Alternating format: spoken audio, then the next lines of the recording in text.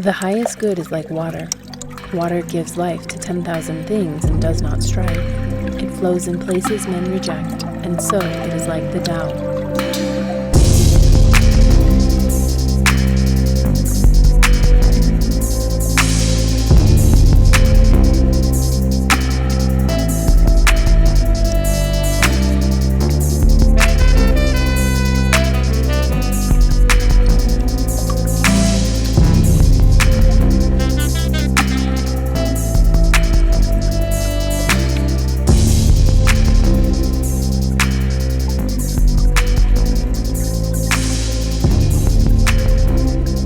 In dwelling, be close to the land. In meditation, go deep into the heart.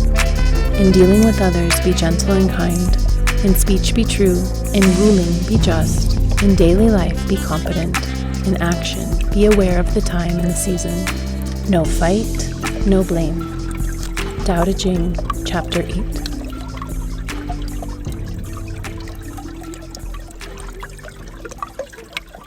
The brain was formed from what they call essences. Interestingly, when they refer to the formation of the human being, the parents coming together to form the human, they talk about the fact that the essences have to be perfectly composed in order to meet and make the human being. So there's this perfect kind of meeting moment of the essences of the man and the woman. And then in a state of what they call this perfect composition, this union takes place. And when this happens, the first things that are forming around this union are the components of the water element, which include the brain, the spinal cord, what they call the sea of Marrow, and then the connections, the bones, of course, the structural aspects of the body.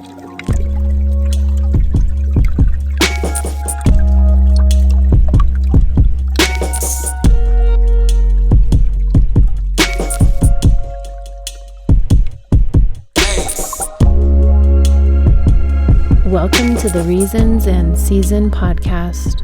We're meeting here in the season of winter, talking about all things water element, inner listening, contraction, vitality, intimacy, and stability.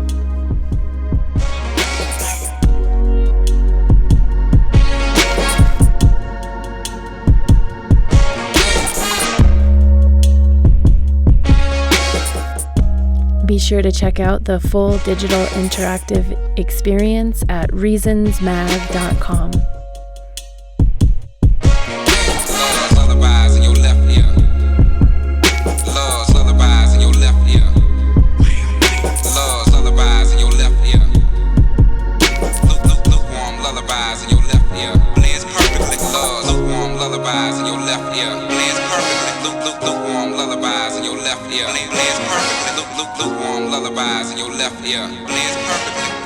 In today's episode, we'll be exploring the manifestation of the brain and its relationship to the essence and destiny of our place within the universe. Finding a space within the origin stories of the water element with Dr. Janet Galipo.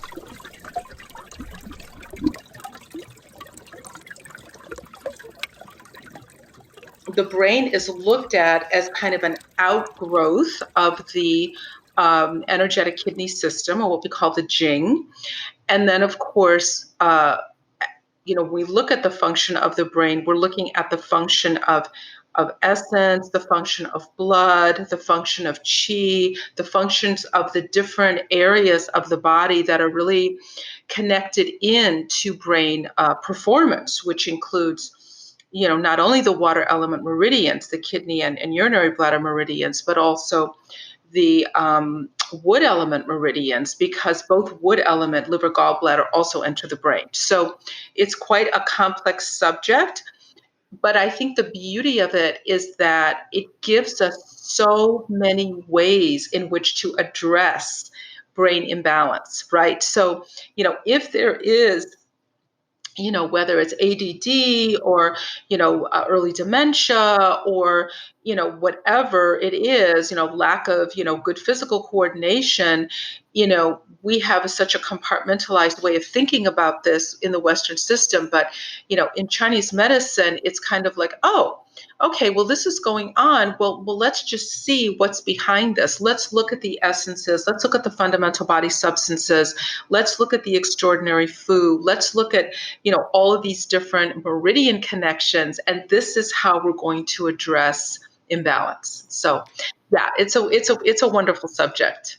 Can you expand a little bit more for our listeners on what is contained or the function within what the essence is that you refer to? Yeah, so the essences are considered very rarefied substances. And again, Chinese medicine is so poetic. So when they talk about essence, it's not something that really can be nailed down like, oh, essence is, a piece of the flesh on your arm. It's not like that.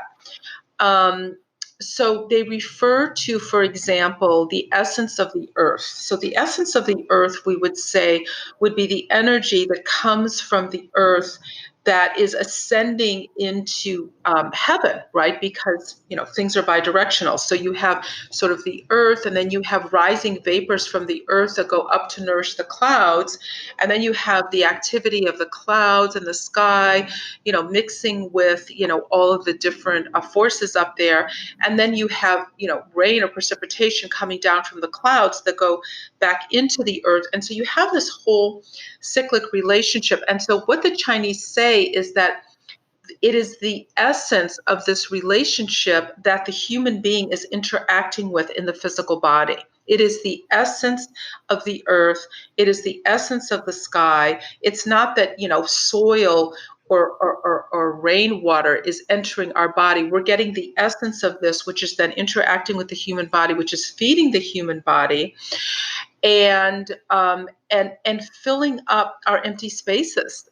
So our empty spaces include the framework of the skull, and then empty space in kind of the hollow areas of our body, in and around the bones, and all of this. There's no empty space. It's actually filled with these very rarefied essences. An interesting example is to look at the gallbladder. Okay, so the gallbladder is one of the extraordinary food. And we say the gallbladder stores bile. Well, that's really interesting from a biomedical standpoint, because the gallbladder has nothing to do with the ingestion or processing of food, right? So where is this bile coming from? It's coming from this essence. So when we talk about bile, we're talking about this rarefied substance that, yes, there's physical bile in the gallbladder, but the gallbladder is also, as an extraordinary food organ, is also holding this kind of invisible essence, almost like a spiritual force that is running, within the body and really filling up these spaces um, within the extraordinary food organ. So, of course, the spaces are the brain, the sea of marrow, the bones, the gallbladder, the uterus, all these, places that have kind of like their containers, and they're full of this, very rarefied substance. So, yeah. As I'm listening to you, I think about in my martial arts training, one of my teachers goes pretty deep into the experience of wrapping your will consciously, energetically, bringing the breath into the bones, and then allowing the bones to transfer that information into a strike or into a movement. And, esoterically, from my background, I really get it. I really understand it. But as an adult, learning how to do this and learning how to alchemicalize, so to speak, that Mhm. relationship was very fascinating for me. And I would watch my daughter, who's much younger than me, just essentially there was no barrier for her to translate that. And then, as she strikes, she's almost 13, and she can drop me with a strike, because she has this capacity to actually concentrate that information in her bones and transfer it into the world outside of her, which is really fascinating as an application, to think about like grounding what you're saying into reality. Yeah, and that's exactly what we're talking about. This Jing essence that's stored within the kidneys, this will is a substance, and that substance is then transferred to the bones and can be directed. It is a fundamental body substance and the strongest one in the body for sure. So, digging a little deeper into the bones, as we look at this time of the year, the winter season, we're highlighting water element. We talked about its relationship to kidney, bladder, the bones, the nervous system, really exploring this idea of getting in touch with the core of the body and the energies of source stability, support, kind of the foundation that we stand with on, so to speak. Talk about how the bones carry this energy and bring us in touch with our genetic blueprint. Well, there's a lot that we can tell about the condition of somebody's, source chi or essence by looking at how they are in the winter, including, their bones, their skeletal structure. And if people are all like, bent over and twisted and having lots of pain in the winter, then we know that, their connection with their Jing essence in the kidneys is not strong, that Jing is deficient. So, Jing actually nourishes the bones, and it does do it through this relationship between the Jing and what we call the Sea of Marrow. So the Sea of Marrow is this essence springing from the Jing that is nourishing the bones, the brain, and the spinal fluid. And it does have a very important role in the strength of our bones and how much we are able to do during the winter. Now we know that the winter is a time of hibernation. It is a time when we pull in and we're trying to conserve Jing energy. We're not trying to do our sort of maximum physical expression in the winter, and that's why a lot of times people who are involved in sports or martial arts, we work seasonally. We're not at full capacity necessarily in the winter because of this priority of containment, of the essence. However, if the bones are flexible, if there's no pain, if we're able to perform our daily activities, pretty much pain free in the winter, and we feel a sense of strength in our bones, then we know that whatever that essence, Sea of Marrow, bone relationship is, that it's working. Oh, well, them bones, them. Dry bones of them bones, them. Dry bones of them bones, them. Dry bones, now hear the word of the Lord. Dry bones of them bones, them. Dry bones of them bones, them. Dry bones, now hear the word of the Lord. And so when we look at how the bones kind of, it almost feels to me as if there's this concentrated essence within them, but then we have this relationship of the structure being taken into movement through the ligaments, through the tendons, which is, liver, gallbladder stuff. Talk a little bit about that relationship of the water, wood, kind of brain, intention, purpose, directionality. Yeah, well, we know that, in the five element configuration that wood is nourishing water, right? So wood and water have a very important relationship. And water nourishes wood. So it's a reciprocal relationship. And so they're very much together. Hydration is always very, very important in terms of ligaments and tendons and the, musculature of the body. So we have to look at the wood element and the aspect of hydration within wood. Of course, hydration, comes from the kidneys, always, which is the source of water. And wood and water, they have a very bonded relationship. I mean, even within the context of the brain, those are the only meridians that are really going to the brain, are the wood element meridians and the water element meridians. So, we know that, water is about, yin, it's about kidney chi, but wood is about circulation. So without the circulation that has to happen within the body in order to send energy to the bones, then the bones may have kind of a good composite, and a good yin aspect or hydration. But if there's no circulation, which is the wood element, then nothing's happening. So they work very closely together, this water wood relationship within the skeletal structure. So you mentioned the term sea of marrow. I imagine the deeper structures of my long bones that have this like juicy, spongy, blood-like marrow substance infusing the whole system of the body.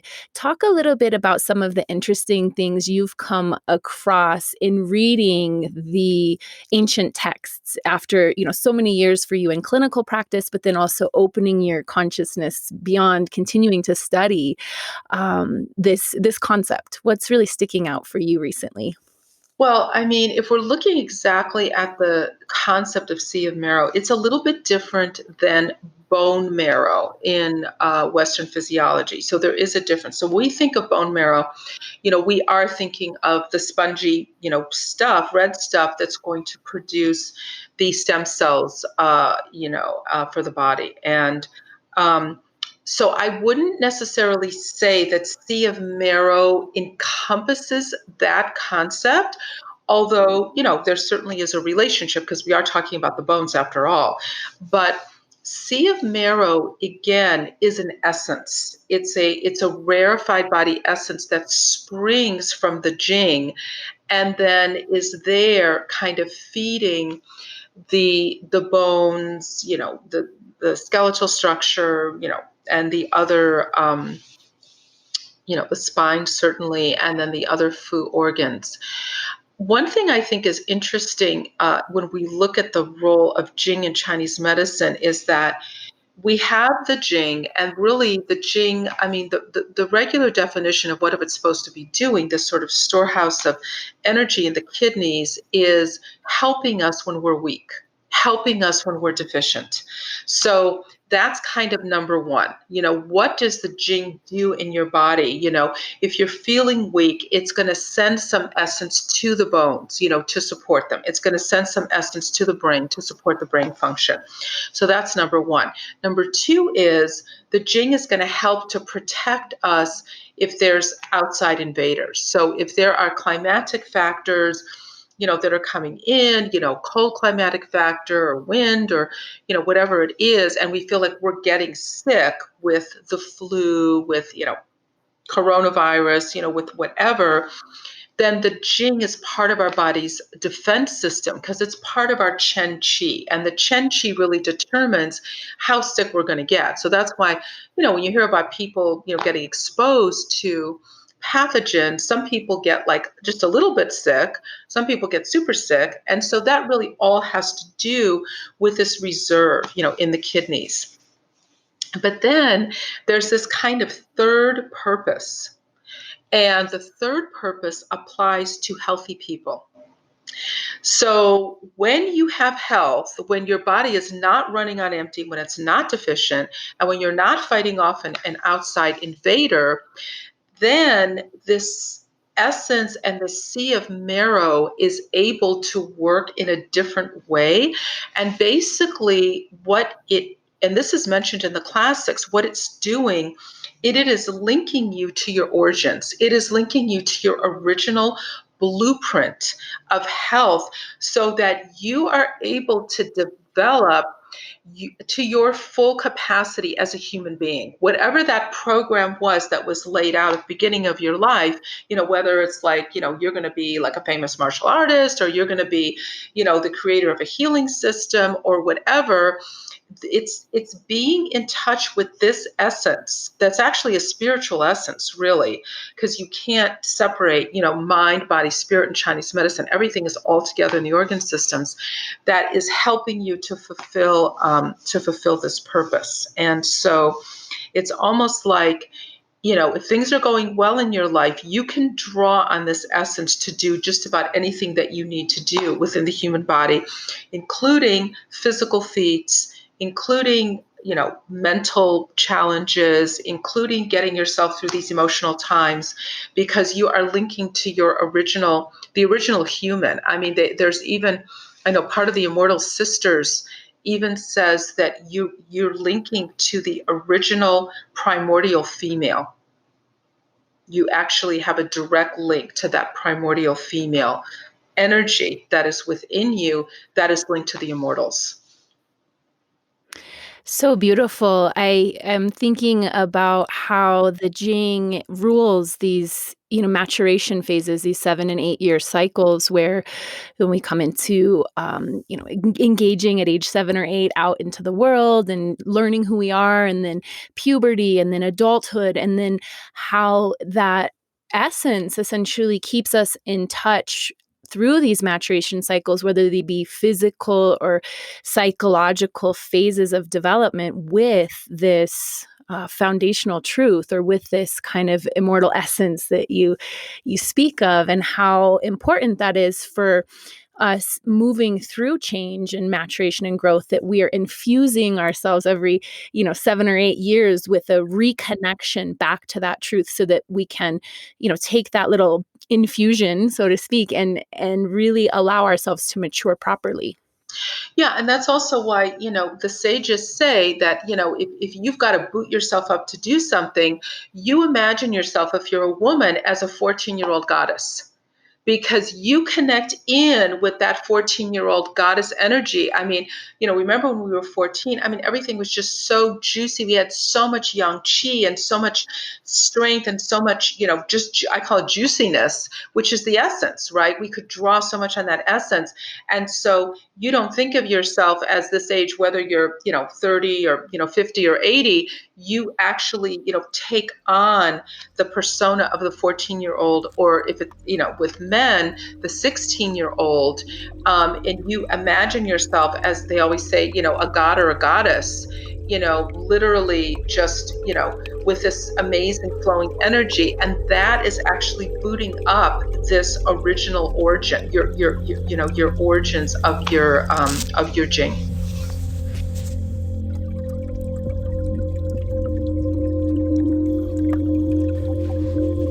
Did you know that if you look to the north, just above the Little Dipper,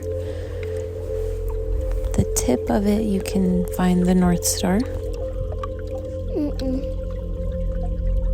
That one is called the North Star. It's Polaris. Okay. And so it will show you, no matter where you are, what direction north is. So you always know exactly where you are on the earth. That's cool. I was wondering if you could make wishes on it.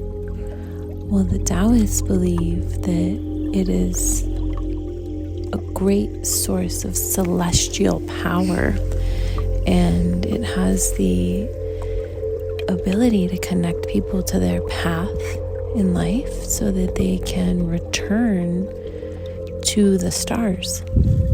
That's really cool. So if you connect to that star every day and you meditate on it, it will help you stay on your path and help you move in the direction of your greatness. Wow. That's kind of like a wish, huh? Yeah.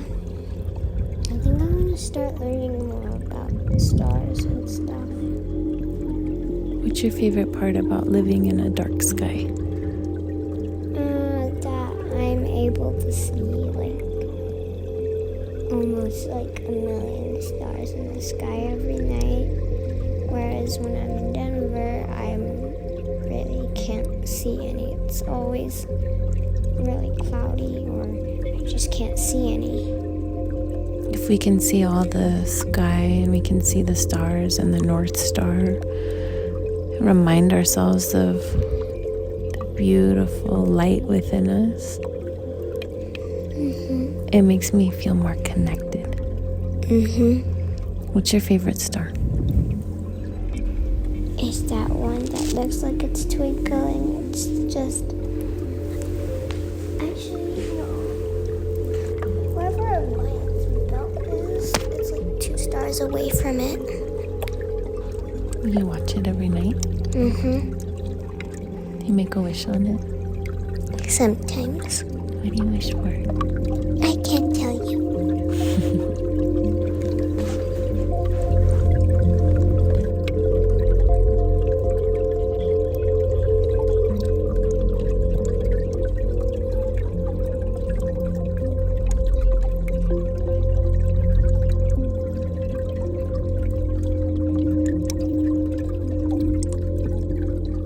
In the alchemical studies of the body, there's a connection to the stars and the galaxies as they relate to destiny and purpose, and also this, essence, energy, almost like a way that we are able to map our placement, so to speak, within the celestial field and understand who we are designed to be, to remember, to reconnect to that. Is the brain related to these deeper structures that we spoke of? Is that connected to how we are able to manifest and, so to speak, intend our destiny through courage or actions, or the willingness that we are available to put energy into our work in the world, so to speak? Yeah, I mean, the brain is definitely involved because the idea behind essence is that essence rises. So where does essence rise to from the kidneys? It rises to the brain. So rarefied essences, the kind that we're talking about here that have the spiritual component, have to go up. The other thing is that, with the classics of Chinese medicine, they're always looking at the relationship to the earth and to heaven.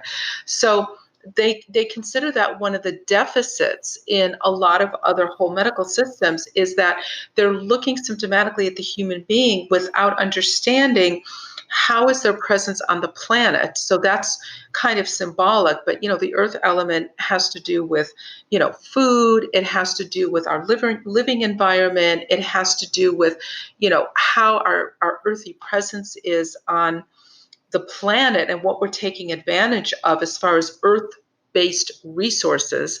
And then what is our relationship with heaven? Well, of course, what is heaven to us? Well, when the ancients were, looking up at night, heaven was up there somewhere. They were looking at the stars. So the stars are symbolic of, definitely, of heavenly energy. And in many of the kind of advanced programs, Taoist, alchemical trainings and Buddhist trainings, they actually talk about stargazing and really connecting the human to the stars. And so, since this whole concept of essences are that they rise, where have they risen to?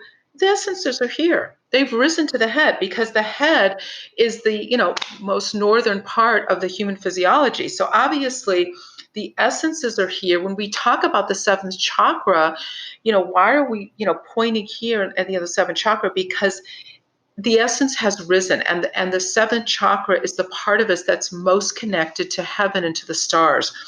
So there's definitely a relationship between our physiology and the celestial bodies. And of course, we know that, when the moon is full, there's certain, ways that we are experiencing, our physiology in our body. We know that, the moon has an effect. And we know that, certainly many planetary aspects, if you have any interest in astrology, have an effect. It's really interesting because from the Tibetan standpoint, here we talk about astrology and astronomy. So we say astronomy is real, right? That's a study of like the planets and the galaxies, but astrology is like a pseudoscience. But in all of the ancient systems, it was together. There was no such thing as, astrology separating out from astronomy and being a pseudoscience. It was all one, in these ancient systems. So they could tell a whole lot about what was going on with the human body by looking at the position of the stars and how that related to the individual.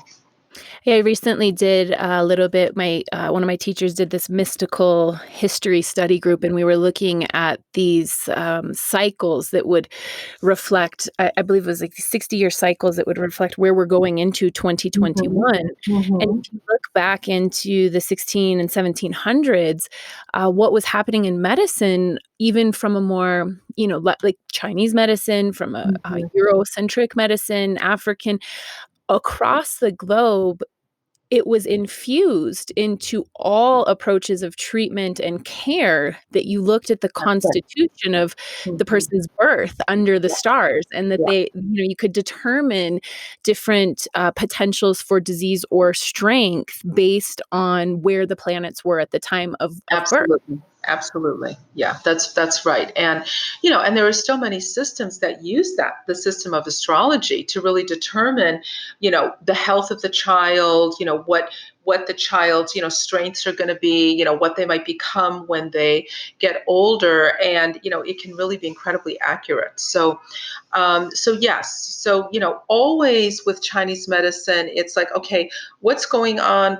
There's our human body, and then, we're in between the earth that grows our food, the planet that we're standing on, and then the heaven, above, which encompasses, the stars, the spiritual energy, our relationship with the divine. So, all of that is very, very important to health.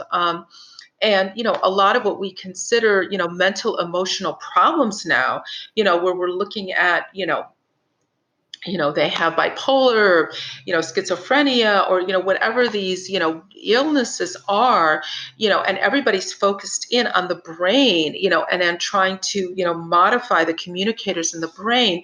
It's just not about that, according to Chinese medicine. Chinese medicine is like, well, okay, this is what the person's experiencing. They are somehow cut off from their connection to earth and or to heaven, and we've got to restore this. So the acupoints, are very, very good at, looking at this total picture and figuring out, okay, for example, we need to really, work with governing vessel 20, which is the topmost point on the top of the head that, connects us to heaven, but also brings, stabilizing energy to all parts of the brain to be able to regulate, many times in cases of, emotional illness, mental illness, things like that.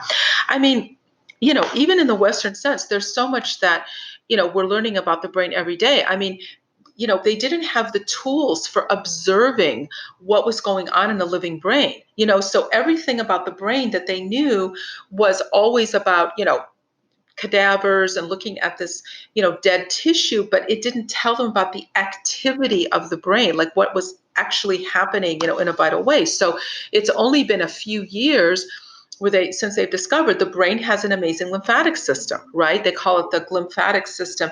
And the whole idea is that the brain is involved in constant detoxification.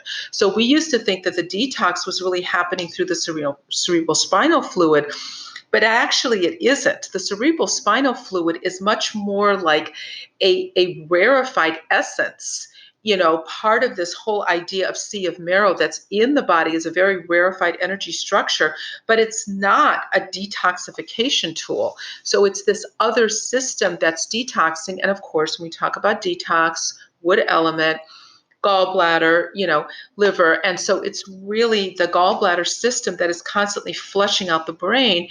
And when we think about things like, Alzheimer's, where they're really looking at these, amyloid, protein deposits that, have, this plaque in the brain, it's really about, a lack of detoxification, a lack of chi movement in the brain. So again, this is where, we're really looking always at wood and water together, because we've got both of these meridian systems supplying the brain. So anyway, yeah, it's a super interesting subject. You can see, we can talk and talk. So Yeah, it's always such a treat to visit with you and be with you here on the Reasons and Season podcast. And also, listeners, Dr. Janet, along with Dr. Laura Stuve, are the founder of the Body Intuitive System. And as you were just talking about, the brain communicators and, the proteins, and, Dr. Laura approaches things from a very Western, forward thinking, like new paradigm science approach. And then you have